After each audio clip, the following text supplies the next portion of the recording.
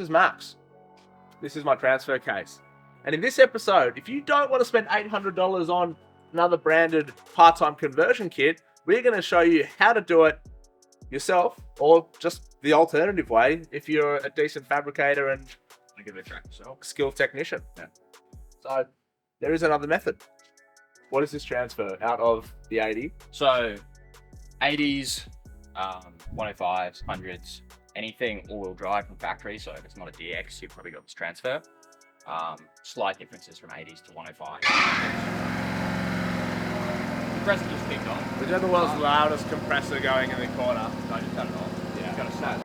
Essentially, the point of it is all-wheel drive cars, if you're turning corners, stuff on the road, your front wheels or the inside wheels will be turning a different speed to the outside wheels because they're traveling a different distance. The transfer case has a little diff inside which takes up that extra slop and kind of balances it out so you don't snap stuff. Yeah, I think it's an all-wheel drive car is great in theory. You know, like in a factory car when they're low, or the drive shaft angles are at really nice angles. Yeah. They're not super steep and that sort of thing. The moment you start lifting forward drives and getting big travel suspension or lots of power, you really don't want that front shaft spinning all the time because you're going to get a ton of driveline vibrations. Well, what we found is when we do the big power builds and they're still all-wheel drive, if you accelerate around a corner, the torque steer will want to throw you off the road. It's just, you've got 400 horsepower going to your front wheels as well as your back wheels. Yeah. And you turn it over straight and put you into a hole. Yeah. No, so definitely recommend it for anyone pushing power.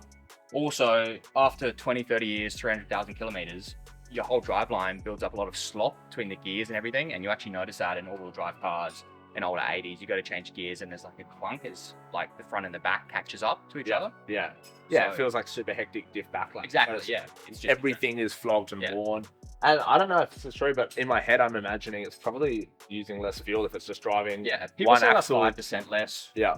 Whether that's true or not, Yeah. And if you're doing a lap around Australia, that 5% is load. So I think this is a no-brainer. Obviously, I am not capable of doing this, and probably most people out there are also not. So you are still going to have to pay a shop. So this video is more so just showing you that there is another way to part-time convert a car. Mm-hmm.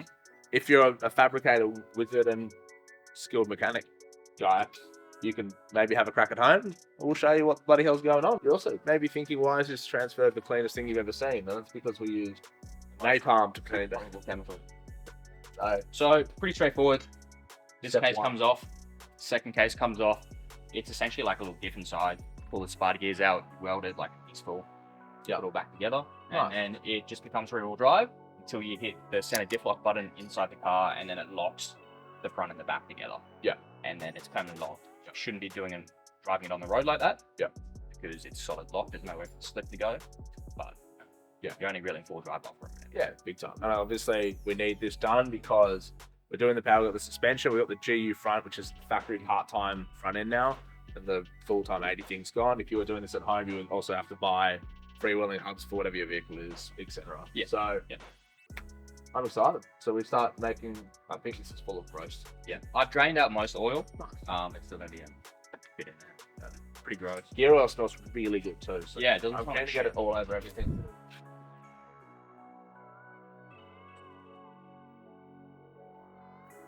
So, I'm a dog. the bolts for the first half. Behind here, a couple of bearings, output bearing, a few shims, oil pump, the transfer. If you're going to pull it apart at home, don't lose any bits because if you don't have the transfer on a bench, it's probably on the car. And when you pull that case off, it can obviously Bad. Do you ever recommend doing this job in the car? Or is it Yeah. just easier to split it and do it on the bench? You can do it on the car pretty easily. Yeah. I'll show you at the end. You have to use grease and stuff. You can't hold these in place. So Sammy will pull that straight So off. just pull him straight, the bloody. So these are the shims I'm talking about. The output bearing. That's for Whatever that bearing. Whatever that. Sometimes there is. Sometimes there's two big shims, two small shims. This one luckily only has one of each. I guess it's just however they set them up. Nice. If I don't lose those, I can just chill on the bench. Yep.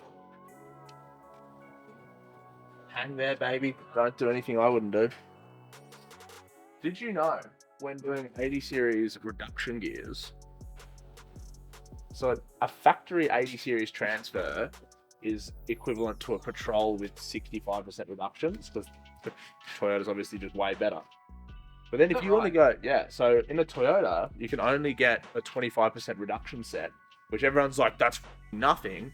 But that is the equivalent of like a Patrol with 85% reductions. Yet again, because Patrols are but to fit them, the gears are physically so big and like tight that they have to grind out the inside of your transfer case to fit them. It's a fun fact. Yeah. So anyway, if you want more useless fucking facts, let me know. What the fuck? The center diff. So Jeez. splits the power back to front. How does that not explode? Yeah. They don't really break. do Yeah. Maybe at 1,000.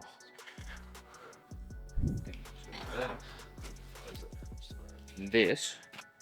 So we need to weld this gear to this outer casing because that's the spline the upward shaft goes into. But it basically spins on it. So we'll clean all the oil out of this, put this back in. Yeah. Fully weld it up. There's a bit of a trick to doing it, just like you cover the spline and everything in anti-spatter and stuff so you don't get any little bits of metal bits in it. What I didn't realize is that there's actually a lot more simple than what I thought. And like the Marks kit, like if you buy a kit, it's just that solid. It's that solid. They're just with no gear. And this is what I was saying. You do have to be a smart man. So my recommendation is to pay HG to do this for you. Now, if you don't want to press the bearing off when you weld it so that you don't cook it, what I typically do is soak a rag in water, wrap the bearing in a wet rag, weld it, and then the bearing doesn't really get that wet. Nice. And that will be us. Otherwise, you will turn your bearing blue. It will last very long. Bad times.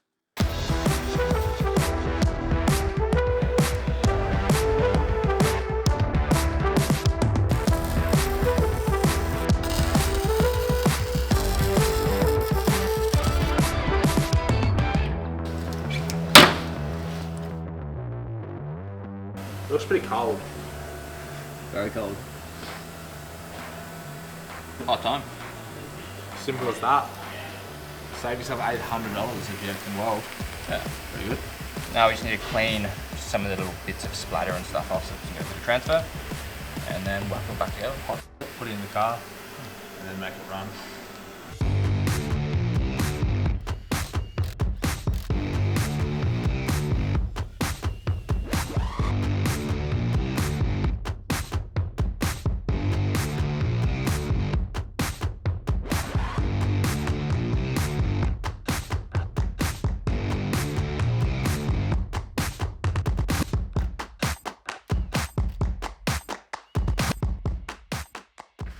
Hopefully you learned something tonight. I sure as hell did. That there is more than just one way to part-time convert a car.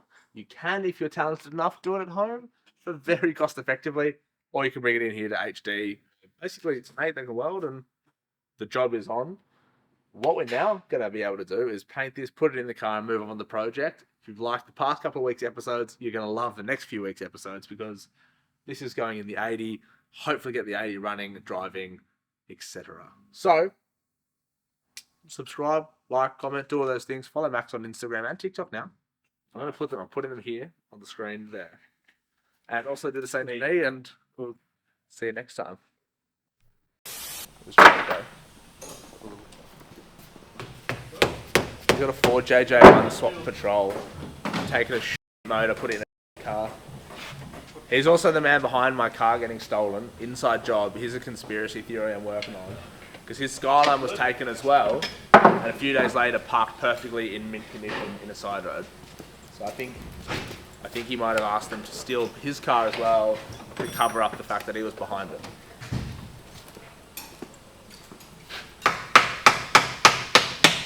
Awfully quiet. Sign of a guilty man.